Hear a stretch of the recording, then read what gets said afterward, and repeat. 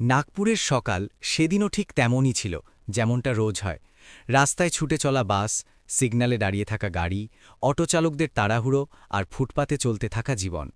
সীতাবর্দী মোড়কে শহরের হৃৎপিণ্ড বলা হয়, কিন্তু এই হৃদয়ে ধড়কনের সাথে উদাসীনতাও থাকে। এখান দিয়ে প্রতি ঘণ্টায় হাজার হাজার মানুষ যাতায়াত করে, কিন্তু কেউ দাঁড়িয়ে কাউকে দেখে না। সবাই শুধু বেরিয়ে যেতে চায়, যেন অন্য কারো অসহায়ত্ব দেখে ফেললে তার নিজের গতি কমে যাবে। মোড়ের এক প্রান্তে, যেখানে ফুটপাত রাস্তা থেকে একটু নিচে নেমেছে, সেখানে এক মহিলা বসেছিলেন। তার সামনে প্লাস্টিকের একটা পুরনো চাদর পাতা ছিল, যার ওপর সামান্য কিছু সবজি সাজানো ছিল: আলু, পেঁয়াজ, টমেটো, কাঁচা লঙ্কা আর সামান্য ধনেপাতা। সবজি খুব বেশি ছিল না, কিন্তু যেভাবে সেগুলো রাখা ছিল তা দেখে স্পষ্ট মনে হতো যে এটা দোকান নয়, তার অবলম্বন। মহিলার বয়স 50-এর আশেপাশে হবে, কিন্তু তার মুখে বয়সের ছাপ নয়, ছিল বহু বছরের ক্লান্তি। এমন ক্লান্তি যা রোজ সকালে উঠে নিজেকে এটা বলা থেকে আসে যে আজও কোনোভাবে দিনটা পার করতে হবে। ওই মহিলার নাম ছিল কমলা। কমলা খুব একটা কথা বলতেন না। অন্য সবজি বিক্রেতারা হাঁক ডাক করত, দাম বলত আর খদ্দের ডাকার চেষ্টা করত, কিন্তু কমলা শুধুই চুপচাপ বসে থাকতেন। কেউ সামনে এলে তিনি হালকা মাথা নেড়ে দিতেন আর সবজি ওজন করে দিয়ে দিতেন। এমন মনে হতো যেন তার ভেতরে কোনো পুরনো কথা জমে আছে, যা তার গলার স্বরকে ভেতরেই আটকে দিয়েছে। সেদিন সকালে কমলা বারবার তার শাড়ির আঁচল মুঠোয় চেপে ধরছিলেন। এটা অভ্যাস ছিল না, এটা ছিল ভয়। গত কয়েকদিন ধরে মিউনিসিপ্যালিটির গাড়ি বারবার আসতে শুরু করেছিল। জবরদখল হটাও অভিযান চলছিল। গরিবের জন্য এই অভিযান সবসময় একরকম হয়: আজ বসে আছো, কাল কেউ আসবে আর বলবে সরে দাও। তোমার রুজিরুটিকে এক শব্দে অবৈধ বলে দেওয়া হয়। ঠিক সেই সময় মোড়ের অন্য প্রান্তে হইচই শুরু হলো। 3টি সাদা সরকারি গাড়ি এসে থামল, সাথে পুলিশের জিপও। মোড়ের কোলাহল যেন এক মুহূর্তের জন্য স্থিমিত হয়ে গেল। মানুষ জানত না কে এসেছে, কিন্তু সরকারি গাড়ির চালচলন আর পুলিশের সতর্ক চোখ বলে দেয় যে বড় কেউ এসেছে। কেউ ফিসফিস করে বলল, ডিএম সাহেব এসেছেন। কমলা মাথা তুললেন না। তিনি শুধু নিজের সবজিগুলোকে একটু কাছে টেনে নিলেন। পাশে বসা একটি ছোট ছেলে, যে আশেপাশের কোনো সবজিওয়ালার ছেলে ছিল, নিচু স্বরে বলল, মাসি, আজ উঠিয়ে দেবে। কমলা কিছু বললেন না, শুধু তার মাথায় হাত রাখলেন, যেন বাচ্চাকে নয়, নিজের ভয়কে শান্ত করছেন। ডিএম অজয় প্রতাপ সিং গাড়ি থেকে নামলেন। তার বয়স 45-এর আশেপাশে ছিল।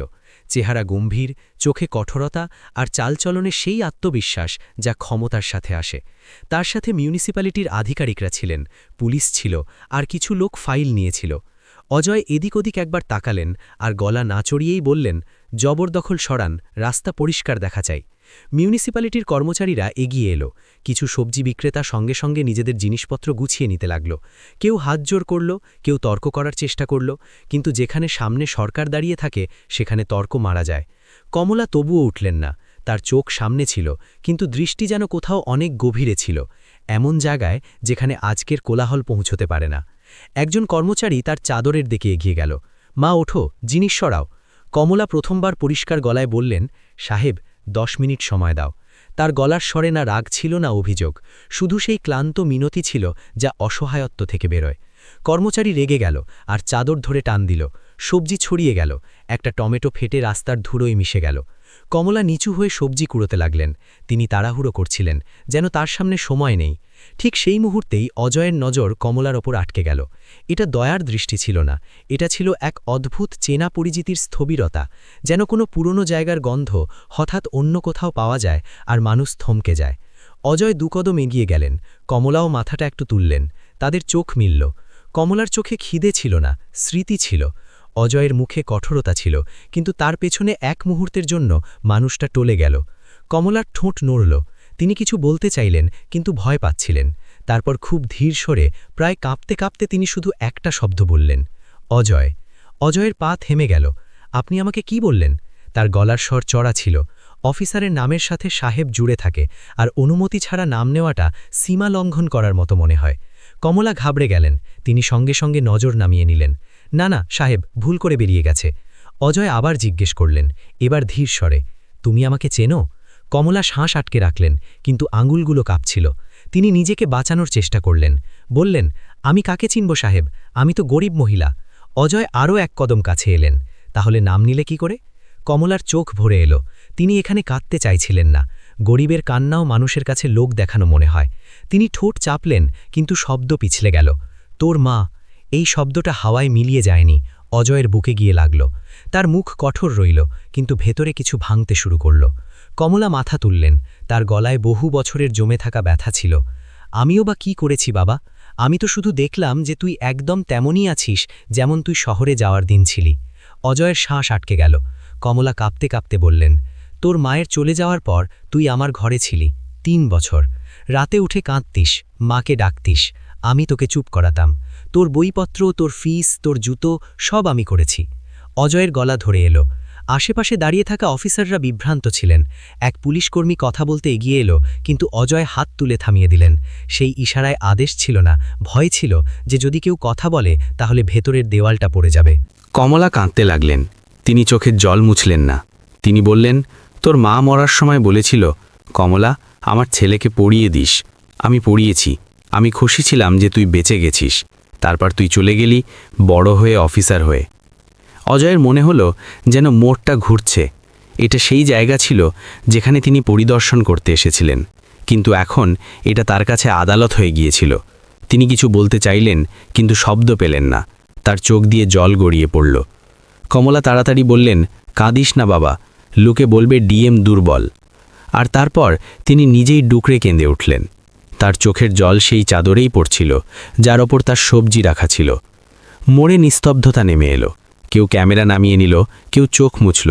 আর অজয় প্রতাপ সিং প্রথমবার বুঝতে পারলেন যে কখনো কখনো পরিদর্শন রাস্তার নয়, নিজের ভেতরের করতে হয়। মোড়ে যা কিছু ঘটল তা কয়েক মিনিটের মধ্যেই ঘটে গেল, কিন্তু ওই কয়েকটা মিনিট অজয় প্রতাপ সিংয়ের জীবনের বহু বছরের হিসাব খুলে দিল। যখন তিনি নিজের সরকারি গাড়িতে বসলেন, তখন চালক ইঞ্জিন চালু করে দিল, কিন্তু অজয় হাত তুলে তাকে থামিয়ে দিলেন। গাড়ি ওখানেই দাঁড়িয়ে রইল। বাইরে নাগপুর তার রোজকার কোলাহলে চলছিল, কিন্তু গাড়ির ভেতরে এক মানুষ বসেছিলেন যার ভেতরে হঠাৎ কোনো অনেক পুরনো দরজা খুলে গিয়েছিল। কমলা ওখানেই বসেছিলেন, সেই জায়গায় যেখানে তার সবজি ছড়িয়ে ছিটিয়েছিল। তার চোখের জল থেমে গিয়েছিল, কিন্তু মুখ তখনও ভেজা ছিল।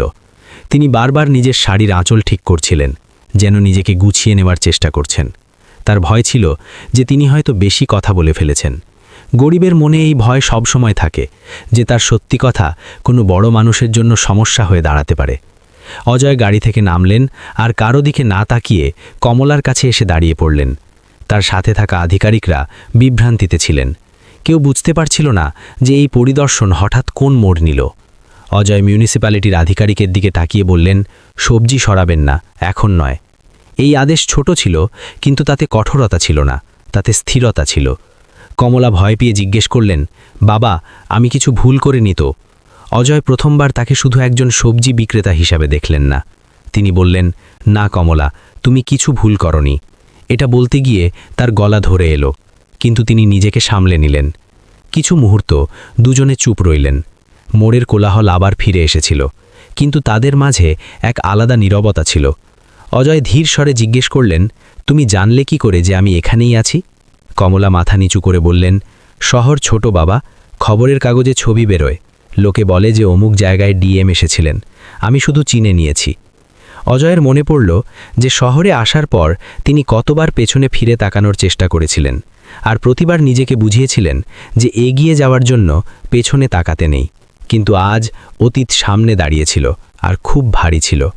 অজয় বললেন, এখানে কথা হবে না, তুমি আমার সাথে চলো। কমলা ঘাবড়ে গেলেন, বললেন, বাবা, হাসপাতাল? অজয় বললেন, তোমার হাঁটু ঠিক মনে হচ্ছে না, আর কথাও বলতে হবে। কমলা কিছু বলতে চাইলেন, কিন্তু তারপর চুপ হয়ে গেলেন। তিনি নিজের সবজি গুছিয়ে নিলেন।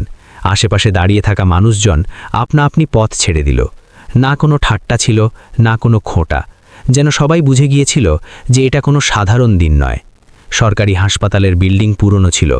দেওয়ালের জায়গায় জায়গায় পলেস্তরা খসে পড়েছিল। অলিতে গলিতে ওষুধের মেশানো গন্ধ ছিল, আর বেঞ্চে বসা মানুষ ছিল যারা অপেক্ষা করতে জানে। কমলা এই জায়গাটা চিনতেন। তিনি এখানে অনেকবার এসেছিলেন, প্রায়শই খালি পকেট আর ভারাক্রান্ত মন নিয়ে। অজয় ডাক্তারের সাথে কথা বললেন। পরীক্ষা হলো। রিপোর্টে হাঁটুর পুরনো ব্যথা, রক্তাল্পতা আর ক্রমাগত পরিশ্রমের ক্লান্তি ধরা পড়ল। ডাক্তার বললেন যে বিশ্রাম জরুরি, আর ভারী কাজ থেকে বাঁচা উচিত।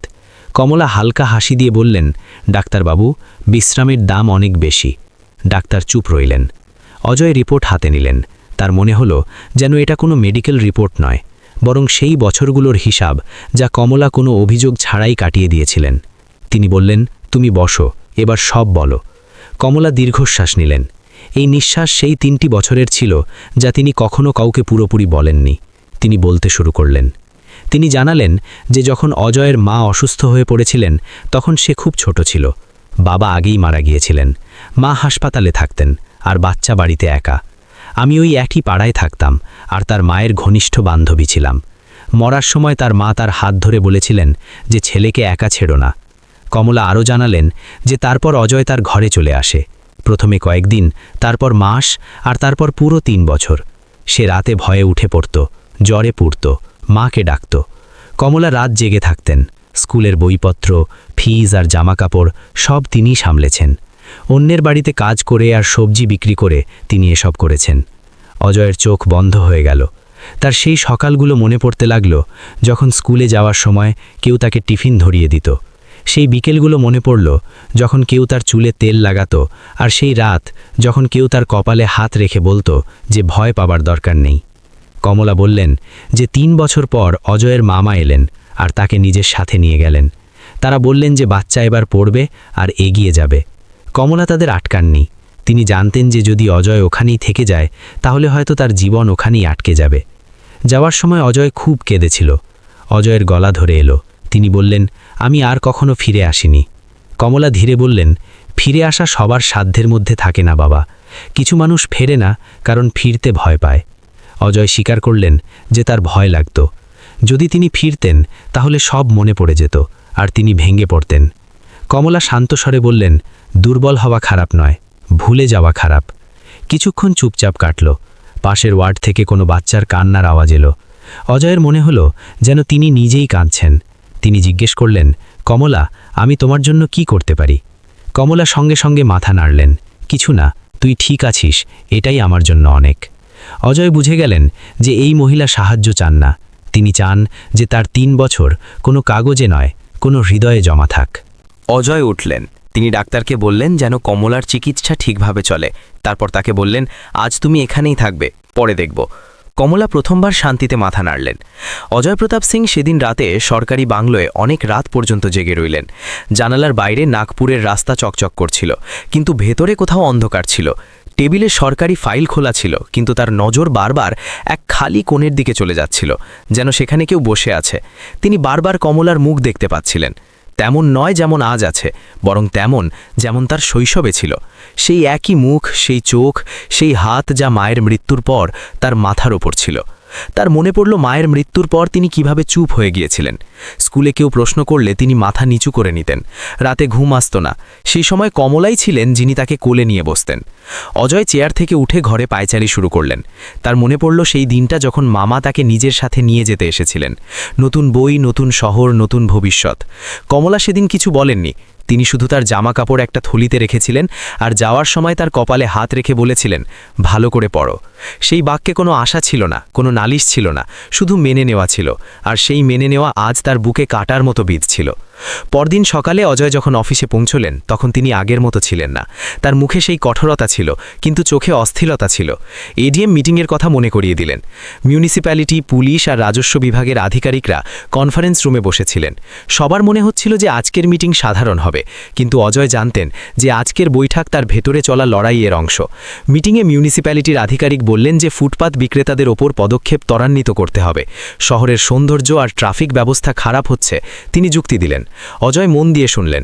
তারপর তিনি জিজ্ঞেস করলেন, আপনারা কি কখনো ভেবেছেন যে যাদের আমরা রোজ সরিয়ে দিই তারা কোথায় যায়? ঘরে নিস্তব্ধতা নেমে এলো। আধিকারিক উত্তর দিলেন, স্যার, এটা আমাদের দায়িত্ব নয়। অজয় চেয়ার থেকে একটু সামনের দিকে ঝুঁকে বললেন, যদি এটা আমাদের দায়িত্ব না হয় তাহলে আমাদের দায়িত্ব কি? কারোর কাছে উত্তর ছিল না। মিটিং আনুষ্ঠানিকভাবে শেষ হয়ে গেল, কিন্তু অজয় জানতেন যে আসল প্রশ্ন ওটাই রয়ে গেছে। দুপুরে তিনি হাসপাতালে পৌঁছলেন। কমলা জানালার কাছে বসেছিলেন, কিন্তু তিনি তাকে দেখছিলেন না। তিনি বাইরে গাছপালা দেখছিলেন, যেন কোনো পুরনো পাড়া খুঁজছেন। অজয়কে দেখে তিনি উঠতে যাচ্ছিলেন, কিন্তু অজয় হাতের ইশারায় তাকে বসতে বললেন। অজয় তাকে জিজ্ঞেস করলেন, শরীর কেমন আছে? কমলা সেই উত্তর দিলেন যা তিনি সবসময় দিতেন, চলছে। এই উত্তর অসুখের ছিল না, অভ্যাসের ছিল। কিছুক্ষণ দুজনে চুপ রইলেন। তারপর কমলা জিজ্ঞেস করলেন, বাবা, তুই খুশি তো? প্রশ্ন সাধারণ ছিল, কিন্তু তাতে মায়ের অধিকার লুকিয়েছিল। অজয় কয়েক মুহূর্ত চুপ রইলেন, তারপর বললেন, আমি সফল। কমলা খুব হালকা হাসির সাথে বললেন, আমি খুশির কথা জিজ্ঞেস করেছিলাম। এই বাক্য অজয়ের ভেতরে কোথাও গভীরে গেঁথে গেল। তার প্রথমবার মনে হলো যে তার সাফল্যগুলো কোনো খালি ঘরের মতো। আমার কখনো মনেই হয়নি যে আমি তোমার সামনে বসে এসব বলতে পারবো। অজয় হঠাৎ বললেন, আমি তোমার জন্য কিছু করতে চাই। কমলা সঙ্গে সঙ্গে মাথা নেড়ে দিলেন। করো না, তিনি বললেন, তুই যা হয়েছিস ওটাই আমার সবচেয়ে বড় কাজ। অজয়ের মনে হলো যেন এই বাক্য তার অপরাধবোধকে আরও গভীর করে দিল। যদি কমলা নালিশ করতেন, কিছু চাইতেন, তাহলে হয়তো তিনি স্বস্তি পেতেন, কিন্তু তার না চাওয়াটাই তাকে ভেঙে দিচ্ছিল। অজয় হাসপাতাল থেকে বেরোনোর সময় একটা সিদ্ধান্ত নিলেন, কিন্তু এই সিদ্ধান্ত প্রশাসনিক ছিল না। এই সিদ্ধান্ত নিজের সাথে সম্পর্কিত ছিল। তিনি তাকে সেই সম্পর্ক দিয়েই দেখবেন যে সম্পর্ক দিয়ে তিনি সবসময় তাকে দেখে এসেছেন, মায়ের পরে মা। সন্ধ্যায় তার কাছে মন্ত্রণালয় থেকে ফোন এলো। গত দিনের ঘটনার উপর প্রশ্ন তোলা হলো। তাকে সতর্ক করা হলো যে আবেগপ্রবণ সিদ্ধান্ত প্রশাসনকে দুর্বল করে। অজয় মন দিয়ে শুনলেন, আর শুধু এতটুকু বললেন, কখনো কখনো মানুষকে বাঁচানোর জন্য ব্যবস্থাকে কিছুক্ষণ থামাতে হয়। ফোন কেটে গেল। অজয় চেয়ারে বসে রইলেন। তিনি জানতেন যে সামনের রাস্তা সহজ নয়। সেদিন রাতে তিনি একটা কাগজ বের করলেন আর কিছু লাইন লিখলেন, ফুটপাত বিক্রেতাদের জন্য পুনর্বাসন পরিকল্পনার খসড়া। কিন্তু লেখার সময় তার সামনে কমলার মুখ ছিল, আর তিনি জানতেন যে এই কাগজ শুধু শুরু। কমলা হাসপাতালের বিছানায় শুয়েছিলেন। তার ঘুম আসছিল না। তিনি মনে মনে ভাবলেন যে হয়তো তিনি অজয়কে চিনে ভুল করেছেন, হয়তো এবার তার জন্য সমস্যা বাড়বে। কিন্তু তারপর তিনি নিজের মনকে বোঝালেন, যা হওয়ার ছিল হয়ে গেছে। আর এটা ভেবে তার চোখ ভরে এলো, কারণ তিনি নিজের ছেলেকে ফিরে পেয়েছেন, যদিও কিছু সময়ের জন্য। অজয় প্রতাপ সিং এখন পরিষ্কার দেখতে পাচ্ছিলেন যে কমলার সাথে তার সম্পর্ক শুধু ব্যক্তিগত থাকেনি। সেই সাক্ষাৎ যা মোড়ে হঠাৎ হয়েছিল, এখন প্রশাসনিক ফাইল, বিভাগীয় বৈঠক আর ক্ষমতার অলিন্দ পর্যন্ত পৌঁছে গিয়েছিল। অফিসে এই কথা ছড়িয়ে পড়েছিল যে ডিএম সাহেব একটা ব্যাপারে ব্যক্তিগত আগ্রহ দেখাচ্ছেন। মিউনিসিপ্যাল কমিশনার তার সাথে স্পষ্ট ভাষায় কথা বললেন। তিনি বললেন যে শহরে জবরদখল নিয়ে আগেই চাপ রয়েছে, আর যদি একজন ফুটপাত বিক্রেতাকে ছাড় দেওয়া হয় তাহলে বাকিরাও একই দাবি করবে। পুলিশ বিভাগ ট্রাফিক জ্যামের দোহাই দিল। রাজস্ব বিভাগ নিয়ম আর আদেশের লম্বা তালিকা শুনিয়ে দিল। প্রতিটি বিভাগের কাছে নিজস্ব যুক্তি ছিল। অজয় সব শুনলেন। তিনি কাউকে থামালেন না। কিন্তু বৈঠকের শেষে তিনি এতটুকুই বললেন যে তিনি কোনো একজন ব্যক্তির জন্য নিয়ম বদলাচ্ছেন না, বরং নিয়মের ভেতরে মানুষের জন্য জায়গা খুঁজছেন। ঘরে বসে থাকা অফিসারদের এই কথা পছন্দ হলো না, কারণ ব্যবস্থাকে তার স্থিতিশীলতা সবচেয়ে বেশি প্রিয়, আর মানুষ প্রায়শই তাকে টলিয়ে দেয়। ওদিকে হাসপাতালে কমলার শরীর এখন স্থিতিশীল ছিল, কিন্তু মন অস্থির ছিল। তিনি ধীরে ধীরে বুঝতে শুরু করলেন যে তার উপস্থিতি অজয়ের জন্য সমস্যার কারণ হয়ে দাঁড়াচ্ছে। তার সেই পুরনো দিনগুলো মনে পড়তে লাগলো। এক দুপুরে কমলা অজয়কে বললেন যে তিনি এবার হাসপাতাল থেকে যেতে চান। অজয় ডাক্তারের সাথে কথা বললেন আর ছুটির ব্যবস্থা করালেন। কিন্তু এবার কমলা যাবেন কোথায়? তখন অজয় চুপ হয়ে গেলেন। তিনি তাকে নিজের সরকারি বাংলোয় রাখার কল্পনা করতে পারছিলেন না, আর তাকে আবার সেই বস্তিতে পাঠানো তার কাছে অপরাধের মতো মনে হচ্ছিল। দুটো বিকল্পই ভুল মনে হচ্ছিল। কমলা তার নীরবতা পড়ে নিলেন। তিনি শান্ত স্বরে বললেন যে তিনি নিজের পুরনো জায়গায় ফিরে যাবেন আর আবার সবজি বিক্রির কাজ শুরু করে দেবেন। অজয় বিরোধিতা করলেন, কিন্তু কমলা প্রথমবার একটু কঠোর স্বর ধরলেন। তিনি পরিষ্কার বললেন যে তিনি কারোর কারণ হতে চান না, না অজয়ের বদনামের, না তার চেয়ারের বিপদের।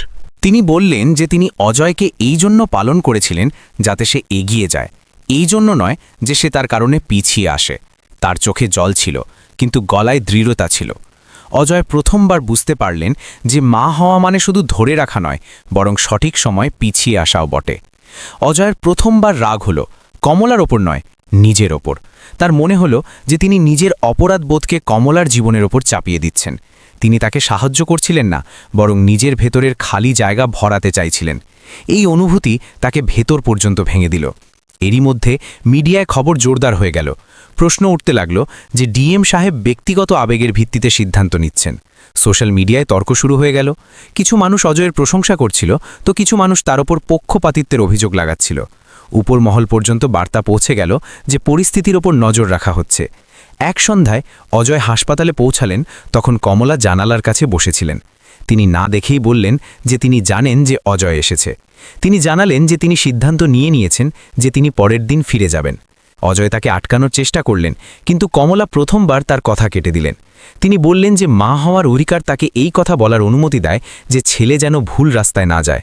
কমলা খুব সাধারণ শব্দে বললেন যে যদি অজয়কে তার কারণে এক রাতও শান্তিতে ঘুমোতে না দেয় তাহলে তিনি নিজেকে কখনো ক্ষমা করতে পারবেন না। তিনি বললেন যে তিনি অজয়কে এই জন্য পালন করেননি যে সে তার জন্য লড়াই লড়বে, বরং এই জন্য পালন করেছিলেন যে সে সঠিক আর ভুলের পার্থক্য বোঝে। এই কথাবার্তা অজয়ের জন্য সবচেয়ে কঠিন ছিল। তিনি নিয়মের সাথে লড়তে পারতেন, অফিসারদের সাথে তর্ক করতে পারতেন, কিন্তু কমলার এই নৈতিক দৃঢ়তার সামনে তিনি পুরোপুরি নিরস্ত্র ছিলেন। প্রথমবার তার মনে হলো যে সবচেয়ে বড় ত্যাগ তিনিই করছেন, যাকে বাইরে থেকে সবচেয়ে দুর্বল দেখায়। অজয় অনেকক্ষণ হাসপাতালের বারান্দায় দাঁড়িয়ে রইলেন। তিনি ঠিক করলেন যে তিনি কোনো সাময়িক আদেশ দেবেন না। তিনি এমন সমাধান খুঁজবেন যাতে কমলা একা না পড়েন আর তার চেয়ার কোনো অনুগ্রহের মতো না দেখায়। তিনি ঠিক করলেন যে এই লড়াই এবার ব্যক্তিগত থাকবে না, বরং নীতিগত হবে। সেই রাতেই তিনি একটা প্রস্তাব তৈরি করালেন, ফুটপাত বিক্রেতাদের জন্য অস্থায়ী জোন, স্বাস্থ্য সহায়তা আর পরিচয়ের ব্যবস্থা। এই প্রস্তাব কোনো এক কমলার জন্য ছিল না, বরং সেই সমস্ত কমলাদের জন্য ছিল যাদের শহর রোজ দেখে আর ভুলে যায়। কমলা সেদিন রাতে অনেকক্ষণ জেগেছিলেন। তিনি মনে মনে অজয়ের মাকে স্মরণ করলেন। তার মনে হলো যে যদি তিনি আজ বেঁচে থাকতেন তাহলে হয়তো এটাই বলতেন, আমার ছেলেকে সঠিক রাস্তায় চলতে দাও। আর এটাই ভেবে তার চোখ ভরে এলো, কারণ তিনি জানতেন যে মায়ের কাজ কখনো শেষ হয় না। অজয়ের ভেতরে এখন শান্তি আর ভয় পাশাপাশি ছিল। শান্তি এই জন্য যে তিনি নিজের কাছে মিথ্যে বলা ছেড়ে দিয়েছিলেন, আর ভয় এই জন্য যে পরের পদক্ষেপ তার পুরো পরিচয় বদলে দিতে পারে। নাগপুরের সকাল সেদিন কিছু আলাদা ছিল।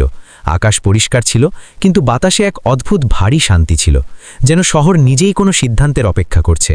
কালেক্টরেটের বিল্ডিং রোজকাল মতো খুলল, ফাইল চলল, কর্মচারী এলো, কিন্তু অজয় প্রতাপ সিংয়ের ভেতরে সবকিছু থেমেছিল।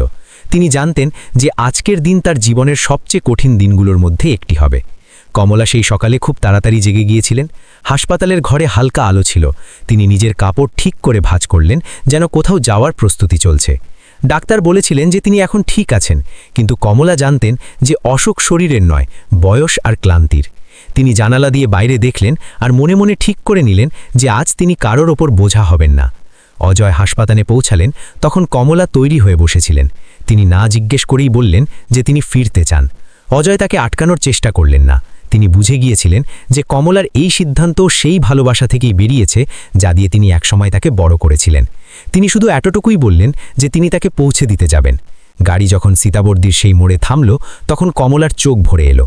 এটাই সেই জায়গা ছিল যেখানে তিনি অজয়কে চিনেছিলেন, আর এখান থেকেই সবকিছু বদলে গিয়েছিল। অজয় গাড়ি থেকে নামতে নামতে দেখলেন যে মিউনিসিপ্যালিটির কর্মচারীরা চক দিয়ে মাটিতে দাগ পাটছে। ফুটপাত বিক্রেতাদের জন্য একটি অস্থায়ী জোন ঠিক করা হচ্ছিল। এটা কোনো বড় ঘোষণা ছিল না, আর কোনো মঞ্চ ছিল না, শুধু কাজ চলছিল। কমলা ধীরে জিজ্ঞেস করলেন, এটা কি? অজয় বললেন যে এটা তাদের সবার জন্য যারা রোজ এখানে বসে। কমলা মাথা নাড়লেন, কিন্তু তার মুখে খুশি ছিল না। তার কাছে সবচেয়ে বড় ভরসা এটা ছিল যে অজয় সঠিক মানুষ হয়ে আছে।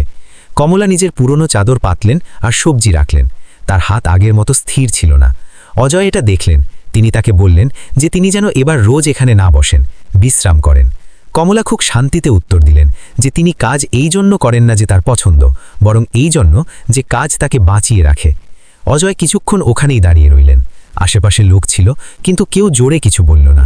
সবাই বুঝছিল যে এটা কোনো সাধারণ দৃশ্য নয়। অজয় ঝুঁকে কমলার পা ছুলেন। এটা তিনি জনসমক্ষে কখনো করেননি। কমলা ঘাবড়ে গেলেন। তিনি সঙ্গে সঙ্গে হাত ধরে তাকে উঠিয়ে দিলেন আর বললেন যে লোকে কি ভাববে। অজয় বললেন যে মানুষ অনেক কিছু ভাবে, কিন্তু কিছু সম্পর্ক ভাবনার ঊর্ধ্বে হয়। দুপুর হতে হতে খবর ছড়িয়ে পড়ল। মিডিয়া এলো, প্রশ্ন হলো। অজয় কোনো লম্বা বিবৃতি দিলেন না। তিনি শুধু এতটুকুই বললেন যে যারা এই শহরকে চালিয়েছে তাদের শহর থেকে বের করে দেওয়া যায় না।